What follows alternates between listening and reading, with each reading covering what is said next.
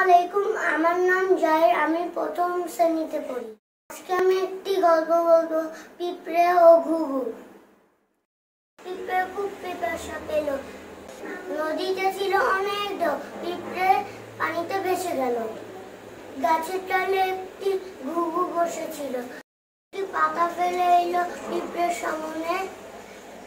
পিঁপড়ে সাঁতরে পাতার উপর উঠলো। ঘুঘুটি পাতা ডানা এনে রাখলো। কানে ভেসে গেল ঘুঘু হলো তার বন্ধু। অনেকদিন পর এক শিকারী এলো নদীর পাড়ে। তার হাতে ছিল তীর ধনুক। সে গাছের উপর ঘুঘুটাকে দেখতে পেল। শিকারী ঘুঘুর দিকে তীর তাক করলো। পিঁপড়েটা সব দেখছিল।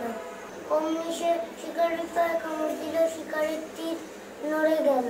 ঘুঘুটি ফুরুত করে উড়ে গেল, বেঁচে গেল প্রাণ।